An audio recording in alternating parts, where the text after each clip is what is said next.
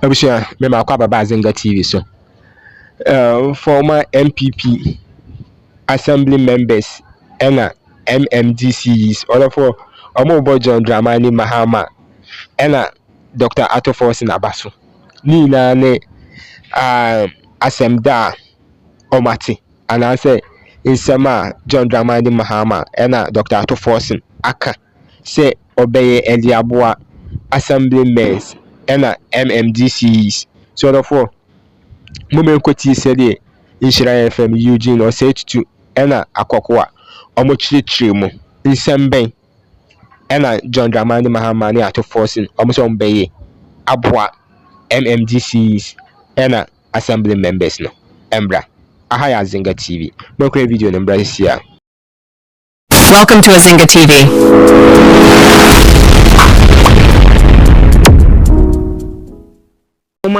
MMDCs mubi Assembly members we are taking to Facebook and other social media. Who videos we on TikTok? President John Mahama ne ato Forson for. This assembly common from the Bia Air Koso. Francis me who more Facebook. I don't know what's happening. I'm more refreshing my. Enti omo bo abana baso se wa ya ade ene ade na common fund no it looks positive and say na no. But there's a reason and akoko remember ya ma na a very broad-based analysis. Now, in fact, more insider information kakra me debe ma. Right. Say, tema damboche free Ministry for Local Government. Hu kakra say bibi wo ho. Okay. Na so ne maami we, maami na to shi na say bibi wo ho. Aha, na bibi wo ho. Again, okay, NPP aban we ba. No mo ka so be bibi e frɛ no one district 1 million cedis. Sure. $1 million for one constituency bia. And no more the special purpose vehicle be created as Middle Belt Authority, Coastal Authority, Northern Authority, this kind of district anymore. Right. Now the reason why you can't share publicly, one friend, one boy, Basu say Eugene. Ato Forson ade na Mahama de no ye no. Ade ye pan na mon ka ho asem. Assembly members ye video no na me be kire wo. Mami we na na district assembly common fund administrator. Right. Now, why do we need an administrator for common fund? What is even the district assembly common fund? Okay. We're not trending no. At district assembly to receive 25 million in 2025. UG me ba join your Facebook in Shira 104.5. You streaming live into the UG Kenya no ye de a good board no so a ubetumi so ahwe no join your fax ni na e wa UG. Yes. Now, the district assembly common fund, Rollins. Let me catch us a Ghana, but most of your fans here are Rollins by a kind of NDC social intervention program. Don't educate themselves. Sure. District assembly common fund, social intervention, the channel. NADMO, get fund. They are all Rollins. They are all Rollins. Sure. So NDC has a lot of social intervention, but the MPP social intervention is not more. They do the social intervention that directly goes to the people. Sure. Because free SHS here, a direct, by a school diner, and you see it. Have you seen the difference? Yeah. So Rollins was seminal.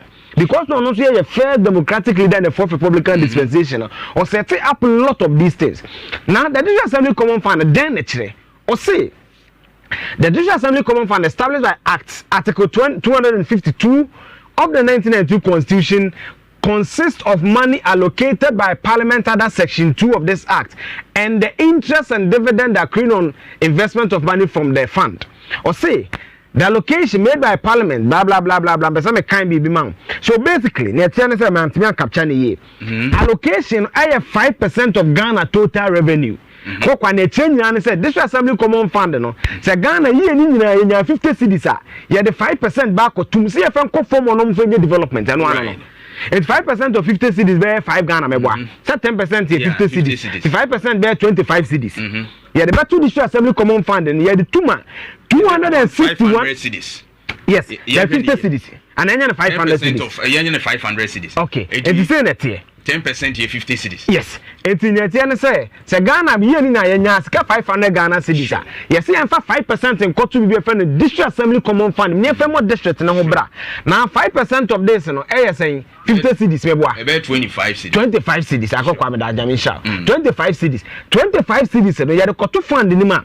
Administrator na ya tene no you 261 M MMDCEs. You tell say where metropolitan, where municipal, and where district.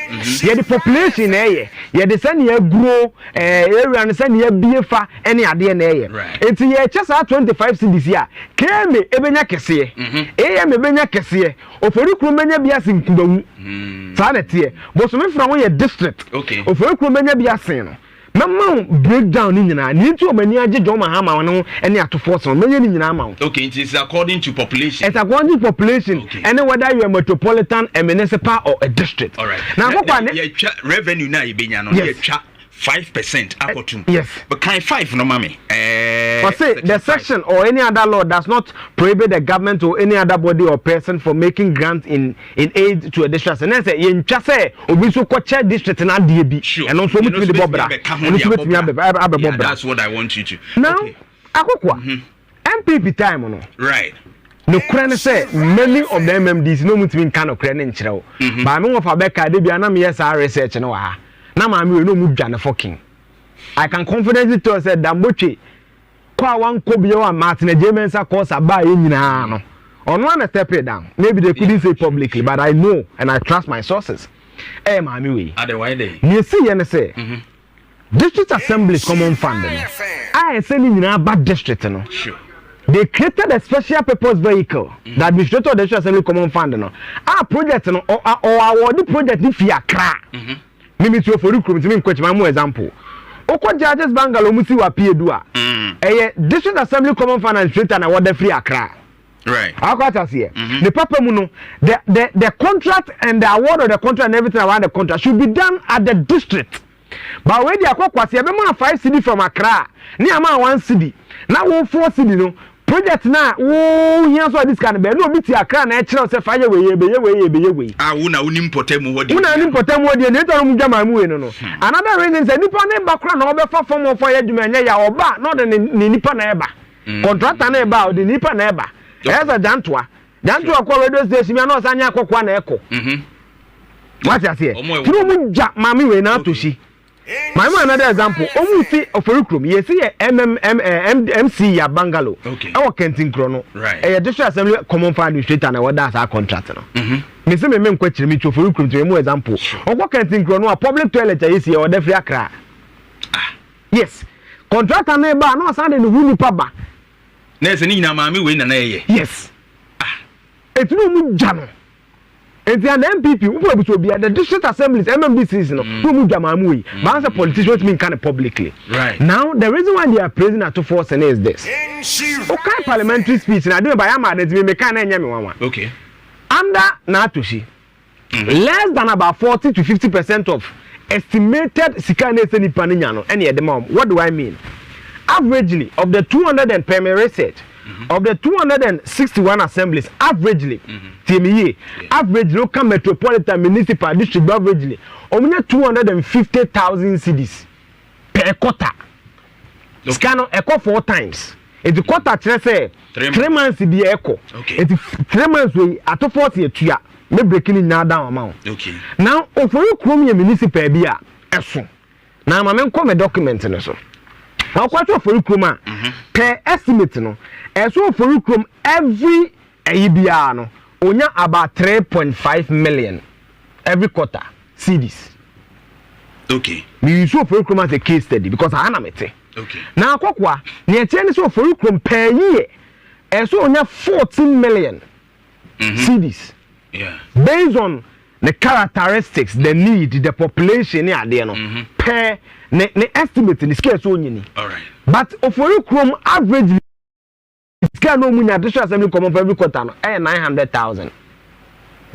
Oh. It 900,000 per quarter as against 3.5 million. Agwa gabo no.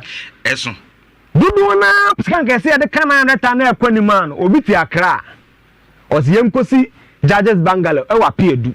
MMDC no wa piedu no onimu he. Otwa ne aba. See ebesi Bangalo. Contractor ni nipa fi Accra ba. So the local contractors, the local engineers, the local people, no, they are not empowered. So sir 2.6 na akechire no. Yes. Out of the ben can say 3.5 million. Yes, when you estimate it's one man a crown, man about 2.5 a year. But one man 900,000. It is 2.5 no. Yes. And no normal day other contract from Accra. Now how would they know? Say a hono normal you see a cost say you see without involving. Mama shock you. 1 million one constituency no. Right. And come the bread district. One from my district we create our authorities no. Middle Belt Authority, Coastal Authority. Now, so 1 million. No, after na phone copy office. Me na kwani interview wala be for Middle Belt. Sure. After no be to your staff. This cannot do on the crown. It was consumed by officer. What to share any salaries. We are journalists. We took quite. But how many Middle Belt Authority projects are working around? You see, so they couldn't empower the assemblies. Another reason, for example, about to force in the mirror fee. MMDCEs the dia de ambejina. Yentio mukao mebe no so. Na akwa hade bi. This is a typical MMDC and the Kufuado salary. They be shock you. And normal gross. You can gross salary a. And your taxes ni bibia kan ho ayentete you know. Now around 16,000. And in 16,445 Ghana cedis. That's this nipa na akoma fund awode ma no no. Ne ese wonya no. When you less than 40%, 60 na kana one farmer no. What's on the contract via Accra? You and so and as you work contract and Equadasia, Equadasia Accra. MMDC ni moshe. Ni pen so awodja gross 16,445 na he. Yet no senate 900 Ghana cedis. Now you have to pay, right? Income tax 3,500. And I covered by from 2021. MMDC is here free students. You are lucky. Yet from 30% salary cut. Sure. And I'm quite 4,933. Almost 5,000. The assemblies no MMDC only can in you. The entire not to show Mujano. Koyeno, almost kind of review, you don't make 30% salary cut. Nanim, almost your money 30% salary cut recovery. Say pre-COVID no, and you post to as a crown COVID bebano, and also almost take a credit on 1,006. So from a gross salary of 16,445, you do coffee in the net a better account where 5,479.64 pesos. That's just about 1/3. It's yabo. Usuna hey, can you to my view? Yabo ni abreu. No, this is serious. This was the state of MMDCEs. No, Bomun Kenchero. Now, the engineer, you put your salary on certain scale based on offices. Yes. If you crow, now we party contributions. Now, I wouldn't be surprised. Some MMDCs, corrupt, because if you look at this salary, 1/3. Now, I'm shocking. I can confidently say some of them are petitioning Julius Debra as a back pay. If you are promising to your salaries, yes. Then people, the name of me and Krumano, Bomon Kenchel, or Tran or Eugene say, Metia, you because a DCB, where we are Kabia and our ABB, and Yaman pay the watch. Now, the reason why people are praising Ato Forson is this. Ato Forson say, oh, for Ukromani, 900,000 on the average. Right. What a be an answer 1 month we 300,000. Now what when a 6 unit classroom block you're saying? One interesting loan to be a bridge you're saying. Yeah. Or for you municipal, on your 900,000. The estimate is only about 3.5 million. Your man 900,000. At the first is a district to be about 25 million. Wow. Now 25 million. 20% of that some Middle Belt Authority project for the created 1 million question one year Juma Papa Biano. You first 20% you could use our project. So Mama said big push no. Oh me see bin ka ho. Go be wie ne wo ho no. Na akokwa maka tro say averagely opa from MMDC bia. Omo target na be between 40 to 50%. Ne aka no so e odi fi akra to mu nya hwe. Okay. Na to force say saying is can ya dem omo no omu ni no. The guidelines are, but I can't the guidelines now. This is where the assemblies, former appointees of a Kufuado, and everybody is praising Ato Forson. For your comments in the question, I'm comment no, I beg you. Or say 25% of the amount transferred to the Judicial Assembly is to be utilized for the design and construction of 24-hour economic modern markets. MPP, so and this will see modern markets. modern market. It is at 25 million they come on, 25%. Akoko say, or say 10% for the construction of our facilities. Assembly be aware na krane so na 2 cheap compounds. Cheap compounds in a way. Or say 10% for the construction of educational facilities, engineer there, 10% for the provision of potable water, 10% for environmental sanitation, 10% for the provision of furniture, 7.5% for the administration of the assembly, including monitoring and evaluation. Into about 25%. Now, I could be a video be sending me, and I'm a research man. Or say, the emphasis may say averagely, and the assembly be average, no, we need 250,000. That's at 2.5 billion a month. It's a year in Nano, 1 million Ghana cedis. Also, the amounts are to Forson crown, or 25%, no, 25 million, sorry, or MPP there 40% now. Let's do the math. So 40 divided by 100 times 25. I hope I'm a boy. My main calculator name and here. So it tells you that Satu Forson cry even 40% of the allocated 25 million now. A quarter biano, omenya 2.5 million. If a year no, omenya at least about 10 million from 1 million. Yeah. Because you see, you know why the district assembly is important. Only time we get MMDCEs, because they are not empowered. Most of their MPs, they are the bomb Mahama the bonus subo president for the bomb subo no assemblies na tenasia dey ntina ese susu river na amakwata fliak ekumasi aba say obe yesu river Accra. Does it make sense? That you not onim de ekoso no na to city Accra yesi MMDCEs bungalow e Kentin Krono contract ni fi Accra me more examples so maka just share from my own conjecture enti me ubabom oyuji we unka bi mini fact no. And I'm using the call to Sika. And it's mean the Otiakra who award the contract, you baby award the contract, crowd will see what that. Yes, they say judges bungalow musi wa PhD. This assembly common fund now go internet here. It means that party for no so this share party be a contractor. Let's not face it. Our politics about resources. Into this share no this on your contract now at least they want to 5 CDB. But to be no. Oh, born and webiane, and will be Tiaka administrated to create a special purpose vehicle. Secures what the assembly now on fair man, they order contract from the center. Now, what that does is that you are not building local capacity important. But actually, the country be a developer and yet natural resources, the human resource. It's an assembly so called Please subscribe, comment, and share for more content. This is why. Now, what never acquire a producer, be a DVD, you met the Matema deal of your support. But we answer my support and Ubu. You are your champion analyst. As sanity, the money account. Why you will say the administrator of the District Assembly Common Fund is required to ensure that 80% of this amount allocated is transferred directly to the assemblies. Okay. Why what to Forson say? Because under the MPP, no money just 40 to 50%. It's at least 1 million from an average of about 250,000. Sure. Yeah, amount 80%. Ubenya average about 800,000. You see the quantum leap. Yeah. You can do project at the local level. Yeah. It means say I expect MMDC to perform. Yeah. Only time perform. Make us say currently. January to March, at the Forson releasing 965,073 cedis. That's almost about $1 billion. $1 billion, say yen chema. Yeah. That what average me catch say o ma hu ade nya pe. Bounce aka mic ne kakra with you on your radio. Okay. Sound no. Enye papa. Okay. I work one him. Me catch say o ma hu ade nya pe. O porukrom ebenya bia sinkumawu. Esa ba akwa de nya rough estimate bi. Per this value, we divided by 261 assemblies now.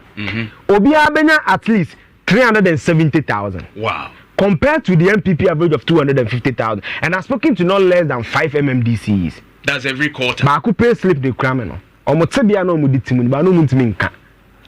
Omo back pay gradually zebra na eye machinations will be to the amount. This was their conditions. Yes, I'm telling you on fact. From 16,000. Yes. Nene wote you know cry friends income tax no. Yes. And Senate no. Yes. You know cry free at least in one fan ko fie kura anya be na 12,000. Yes. But still. Yes. Wa bedru 5,000. Tina ma mi we no mu dwa no. Oh no. So this is the fact on it. I hope I'm doing better because of time. Right. Thank you so much for watching. Kindly don't forget to like, comment, share, and subscribe. Stay safe till we meet in the next one. I love you, and it's bye for now.